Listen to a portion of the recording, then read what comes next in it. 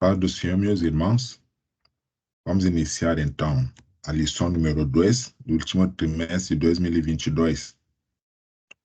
O título da lição é Vem o Fim. Estamos estudando o livro de Ezequiel, né? Do profeta Ezequiel. Esse áudio, que está em Ezequiel capítulo 7, versículo 2, diz o seguinte: E tu, ó filho do homem, assim diz o Senhor Jeová, acerca da terra de Israel. Vem o fim vem sobre os quatro cantos da terra. A verdade prática diz o seguinte: o Atalia de Deus soa o alarme do iminente perigo, anuncia que o inevitável juiz divino se aproxima.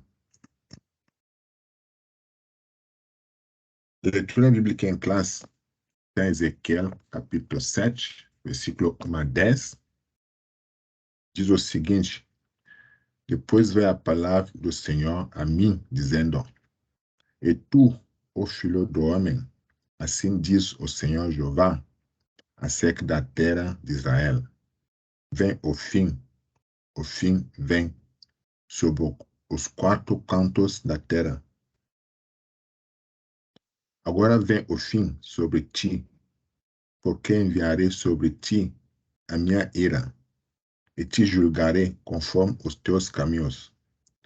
E trarei sobre ti todas as tuas abominações, e não te poupará o meu olho, nem terei piedade de ti, mas porei sobre ti os teus caminhos, as tuas abominações estarão no meio de ti, e sabereis que eu sou o Senhor. Assim diz o Senhor Jeová: um mal és que tu, só mal vem o fim, o fim vem, despertou-se contra ti, eis que vem a tua sentença, ó habitante da terra, vem o tempo chegado, e é dia da turbação e não da alegria sobre os montes. Agora, depressa derramarei meu furor sobre ti, e cumprirei a minha ira contra ti, e te julgarei conforme o teu caminho, e porei sobre ti todas as tuas abominações, e não te poupará o meu olho, nem terei piedade conforme os teus caminhos. Assim carregarei sobre ti, e as tuas abominações estarão no meio de ti, e sabereis que eu sou o Senhor. Castigo. Eis aqui o dia, eis que vem. Vê a tua ruína, já floresceu a vara, reverdeceu a sua barba.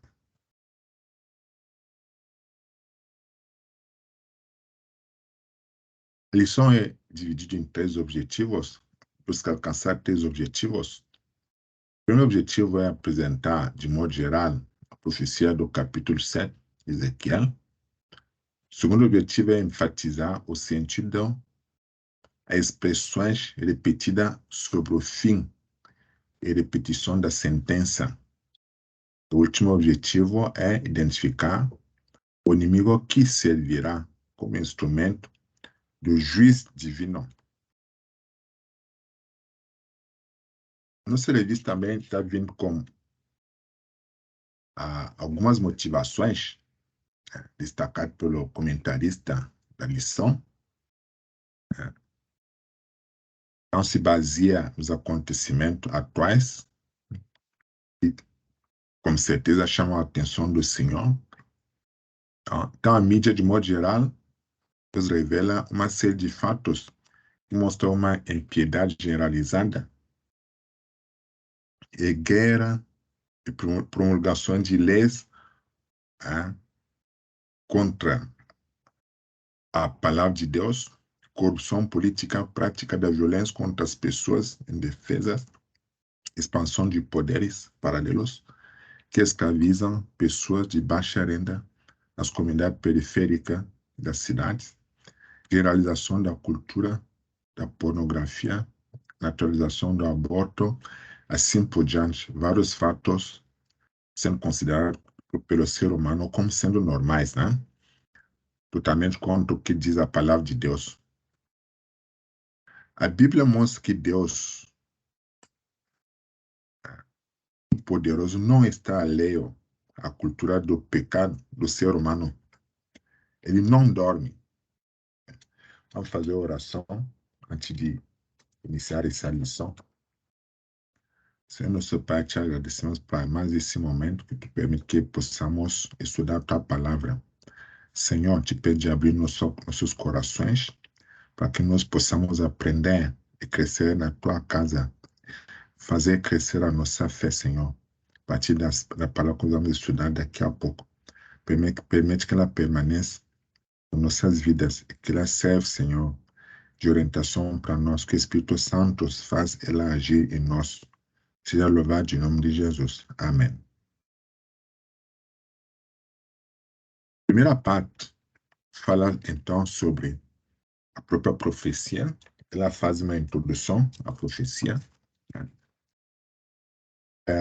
Ezequiel introduz a profecia como a fórmula usual dos profetas de Israel, que diz o seguinte: veio a palavra do Senhor a mim. Isso quer dizer que não é a palavra dele, porque Ezequiel, bem como os outros profetas também, eram pessoas que se comunicavam com as pessoas, com outras pessoas, com a sua vizinhança, com suas famílias, com seus irmãos da igreja, da comunidade, né? Então se comunicavam naturalmente como qualquer pessoa pode se comunicar. Agora, quando o Senhor usava eles como instrumento, deveria iniciar por essa fórmula autêntica, né? A fórmula divina que dizia que não é a palavra dele. Então, comecei dizendo, a palavra de Deus, né, veio a mim, antes de iniciar a palavra. Então, é a chancela da autoridade divina. Assim diz o Senhor Jeová, né? No final da entrega de uma palavra de Deus, concluía também que era o ponto final, né, da mensagem transmitida.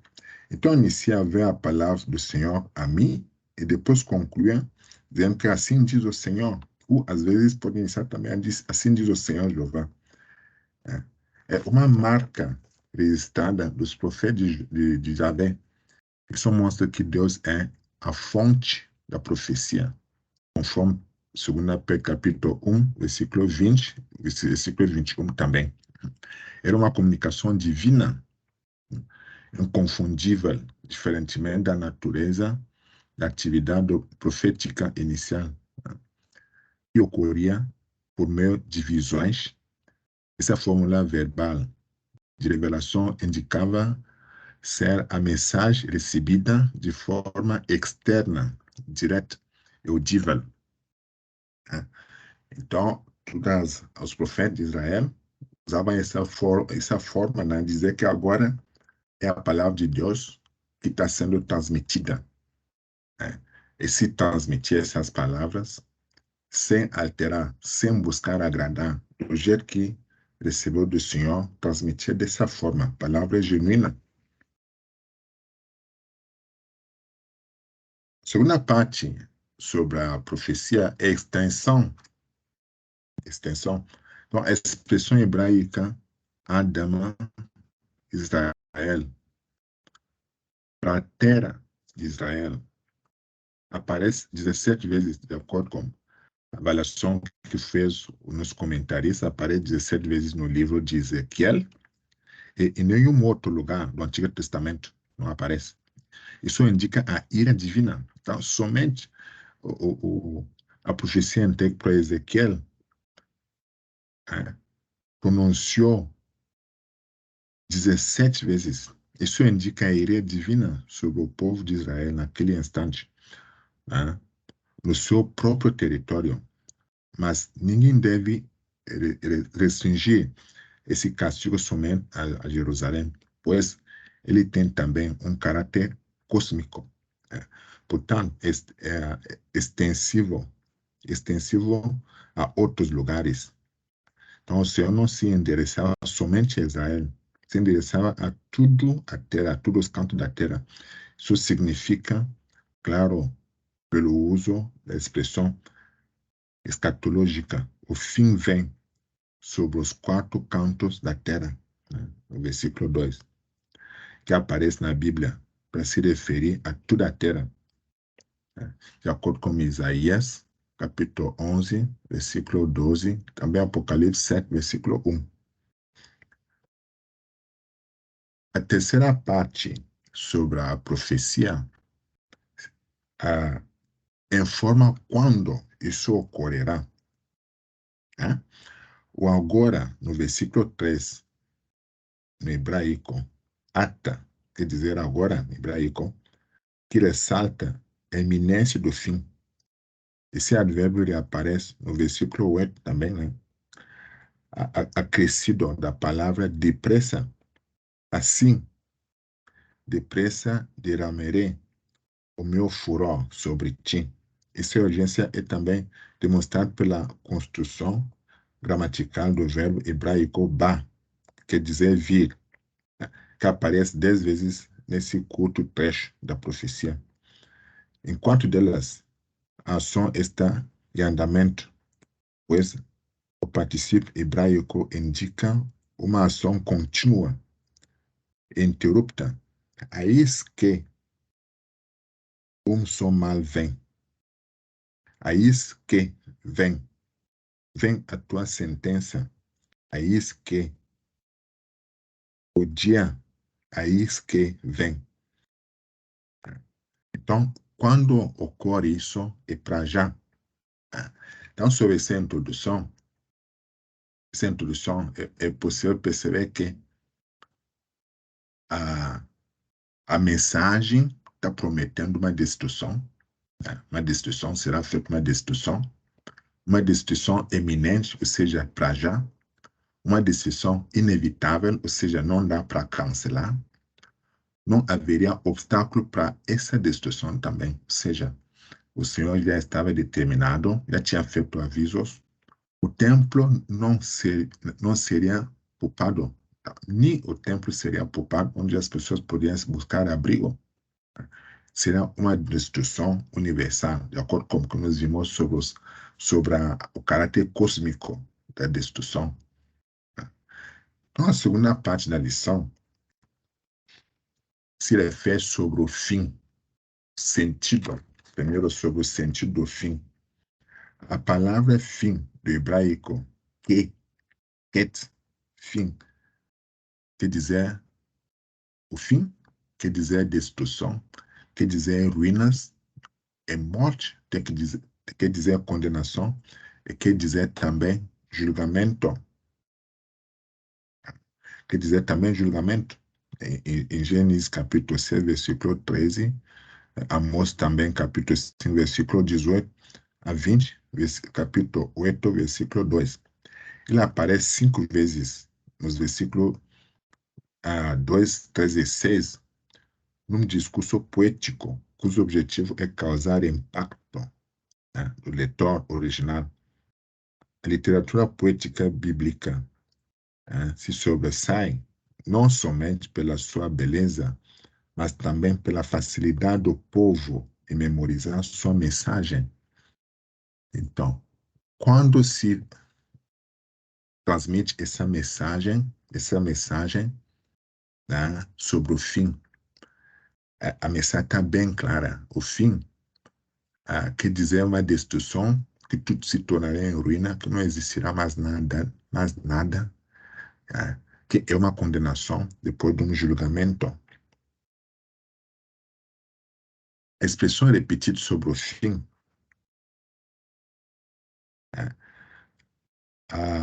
Agora vem o fim, é repetido várias vezes, né? Vem o fim vem, no versículo 6. Aí que vê o fim, vê a tua ruína.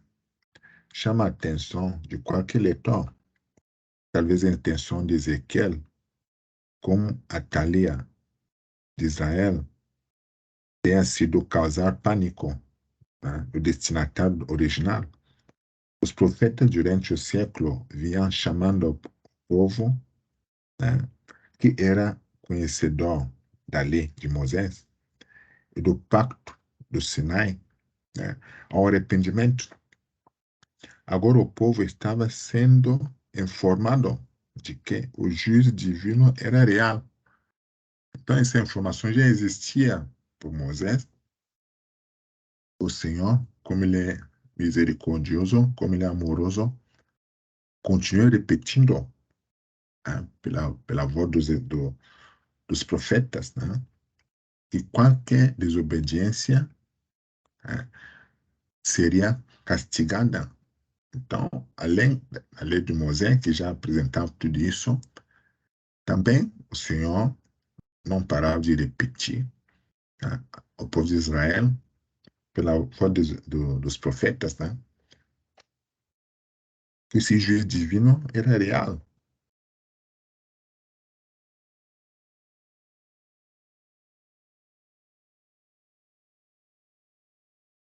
A repetição da sentença, que é a terceira parte, né, do item 2, o versículo 4 e 9, estão repetindo: ninguém deve se arrepender com intensidade esse juízo anunciado. Ninguém deve se surpreender, né? Da antemão, pois é compatível com a natureza divina. Um dos objetivos desse juízo era a erradicação da idolatria, a causa das abominações, visto que a casa de Israel recusou esse remédio pelo arrependimento. Todos estão sendo informados de antemão sobre a causa da destruição. Lhe é dada a oportunidade de se arrepender, né? É uma reflexão relevante também em nossos dias, porque somos seres morais, né? E prestaremos conta a Deus pelos nossos atos. Na terceira parte da nossa lição, o autor começa chamando a atenção sobre a vara. Já reflorestou a vara, né? Ezequiel faz uma analogia botânica, uma metáfora que se prendeu no tempo. A palavra profética anunciada: vê a tua ruína, já floresceu a vara, né? Reverdeceu a soberba, ou seja, nasceu de novo, né? O que essa palavra significa, né? Há diversas interpretações que não cabem nesse comentário, mas dentro das três principais, a mais aceitável é a que considera essa vara como Ore Nabucodonosor, que foi usado pelo Senhor, né, para castigar Israel. Ele seria o significado da vara. Assim como o rei da Síria foi o chicote. Então, chicote e vara é a mesma família. Foi usado como chicote de Deus para açoitar Samaria, né? Os filhos de Israel, do reino do norte, né? Da mesma forma, Javé usou o rei da Babilônia, Nabucodonosor, como azorag para chicotear Jerusalém, em Judá. Então, a vara aqui, a vara que floresceu se refere ao meio que o Senhor usou para castigar Israel. Seria o rei Nabucodonosor. Reverdeceu a soberba. O rei Nabucodonosor extrapolou os limites. Já não era uma pessoa amigável, não era uma pessoa que gostava da paz. Então, quando o Senhor deu para ele poder de ser usado como o recurso, né, do castigo de Israel, ele extrapolou os limites. Foi cruel na aplicação dos castigos, de acordo com 2 Reis capítulo 25, versículo 7. Deus não mandou o rei proceder dessa maneira. Por isso, o furor de Javé se acendeu contra a Babilônia também. Essa reação divina é exemplar, pois ainda hoje Deus julga os poderosos. Deus pode colocar alguém para ser governante da nossa nação, governante do nosso estado, governante do nosso município. Se nós cometemos falhas, nós vamos responder por essas falhas. Não importa se nós somos o representante da nação, não podemos extrapolar os limites que Deus estabeleceu. Temos que fazer a missão que Deus determinou até os limites. Então, Deus julga os poderosos, que abusam da autoridade e que cometem atrocidade. Às vezes, isso respinga também no próprio povo.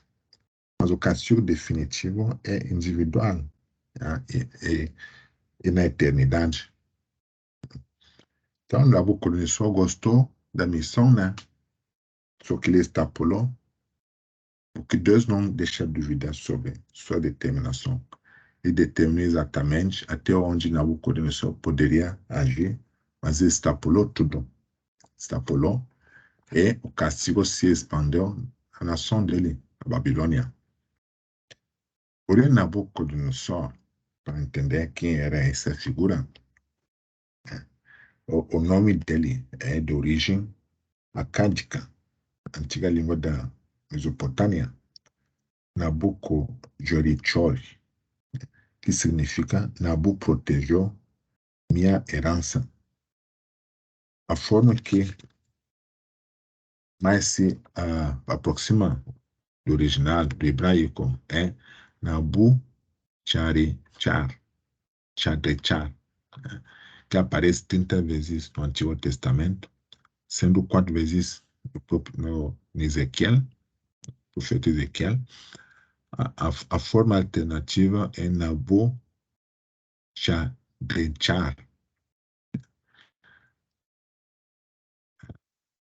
Então, o Nabucodonosor era filho de Nabopolassar, que reinou 21 anos na Babilônia,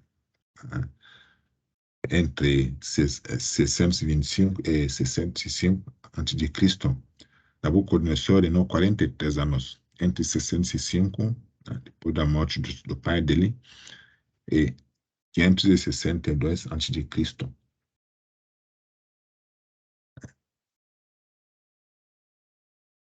Para finalizar, o autor nos traz e nos apresenta a Babilônia. O nome Babilônia é também de origem acádica.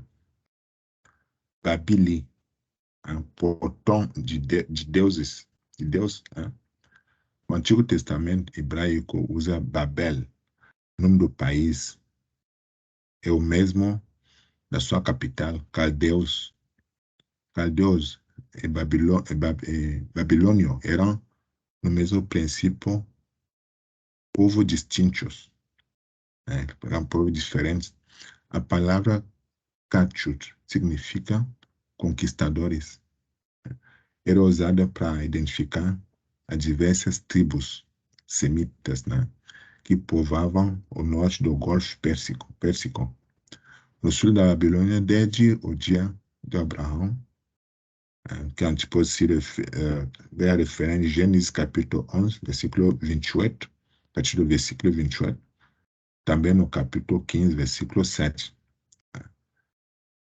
Isaías fala de Babilônia e caldeus, referindo-se ao mesmo império. Então, terminando, então, a apresentação, essa introdução à profecia de Ezequiel, o que nós aprendemos com isso? Nós vimos ali que é uma história, né, interessante, onde vimos de que forma se introduzia uma profecia para demonstrar aquela autêntica palavra de Deus, palavra genuína. Nós vimos os motivos dessa mensagem, né? Nós vimos como os instrumentos, como Deus usa vários instrumentos, né, para fazer acontecer o que Ele quer fazer. Então, a lição vem fazer vou dizer, uma reciclagem, né, para entendimento das ações do Senhor sobre as pessoas, sobre nós, sobre as pessoas, sobre os seres humanos. Então, observei aqui 6 pontos, né, que a lição nos ensinou.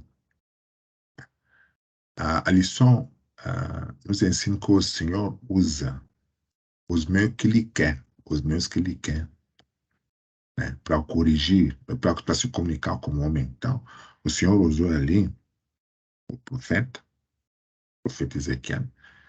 Então, ele usa os meios que Ele quer para se comunicar, para passar a mensagem dele. Isso foi o primeiro ponto que nós aprendemos, né? Usou o profeta Ezequiel para se comunicar, para transmitir uma mensagem transparente, né? Nós vimos também que o Senhor usa os meios que Ele quer para repreender o ser humano, para repreender o homem, para nos repreender. No caso de Israel, ele usou como instrumento que ele chamou de vara Nabucodonosor. Ele pode também usar na nossa vida. Não pode se limitar à história de Israel. O Senhor pode usar nas nossas vidas, no dia a dia, algo da nossa vizinhança para nos corrigir. Pode usar nosso chefe para iniciar uma perseguição, né, no trabalho. Pode usar nosso vizinho para iniciar uma perseguição implacável, né, exatamente para nos passar uma mensagem. Ele usa os meios que ele quer para chamar nossa atenção. E nós temos que ficar atentos, né? Então, o Senhor usa quem Ele quer, pessoas que são seus, que têm temor da palavra de Deus, e pessoas também que não têm temor da palavra de Deus. Nabucodonosor não tinha temor da palavra de Deus, mas o Senhor usou ele como instrumento para castigar, para repreender, né? Para chamar a atenção, né? Também, essas pessoas que o Senhor usa, o terceiro ponto. Então, não vamos nos perder. Primeiro ponto, o Senhor usa quem Ele quer para se comunicar, usou o profeta. Segundo ponto, Ele usa quem Ele quer como instrumento para corrigir, né, ou para repreender. Ele usou Nabucodonosor. Também, quando o Senhor estabelece uma missão, que pode ser também corrigir seu povo ou repreender, Ele estabelece uns limites. Ele estabelece tolerância que não podem exceder. Se o instrumento for exceder essa tolerância, haverá consequência. O Senhor não gosta de desobediência. Então, ele estabelece limites que não podem ser ultrapassados. Observamos que Nabucodonosor ultrapassou esses limites. E o que aconteceu com ele? Consequência. O quarto ponto que nós aprendemos nessa lição, o que é isso? O Senhor adverte. Ele não inicia uma punição de um momento a outro. Ele vem avisando, né? No nosso caso, ele usa o Espírito Santo à nossa disposição para nos avisar em que caminho não podemos entrar, né? E também para dizer para nós que, para lembrar para nós que qualquer coisa que a gente fizer desobedecendo a Deus, haverá uma consequência, haverá uma consequência. Então o Senhor usa o Espírito Santo para nos avisar, não nos surpreende, né? O Espírito Santo tem nos avisado, né, onde não podemos ir, o Evangelho tem nos avisar também sobre as consequências do pecado, o juízo final, né? O juízo final. O quinto ponto que precisamos aprender, né? A mensagem do Senhor é autêntica, ou seja, a mensagem que foi dada para Israel sobre a destruição está valendo para nós também hoje. Se estende nos quatro cantos do mundo. Então, a condenação não era sobre o povo de Israel, é para todo mundo que desobedecer. Isso é o quinto ponto. O sexto ponto e último. Em que momento acontecerá isso? Vamos fazer analogia ao Novo Testamento. Em que momento Jesus voltará? Jesus voltará logo. Não tem hora, não tem data, mas a palavra de Deus diz assim: Jesus voltará logo. E a mensagem de Ezequiel não é diferente, está dizendo que para já. Todo mundo que desobedecer, as consequências são imediatas e para já. Tá? Então não podemos esquecer os 6 pontos. Vimos uma história completa, uma história legal, né? Que nos apresentou como se transmitia a profecia, né? Como Israel ia sofrer das consequências, como o Senhor usou Nabucodonosor, assim por diante. Mas nós aprendemos também com essa lição, né? Aprendemos com essa lição. Esses 6 pontos que eu acabei de citar. Então, o julgamento divino na história mostra que o pecado jamais ficará impune e que a única maneira de escapar da condenação é através do arrependimento, como o Senhor chamou várias vezes Israel para o arrependimento. Né? Israel não tinha desculpa, não podia alegar ignorância, pois o povo dispunha de Moisés, né? Do ensinamento antigo, dos antigos sábios, da revelação dos profetas e do conselho dos sacerdotes. O apelo dramático de Ezequiel é um exemplo clássico dessa verdade. Então, que o Senhor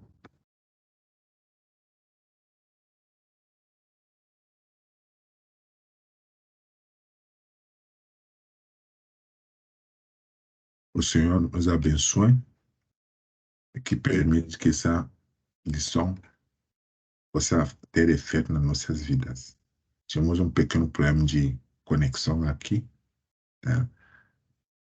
Mas Deus permitiu que a gente possa terminar a nossa lição. Deus abençoe mais uma vez cada um de nós. Amém.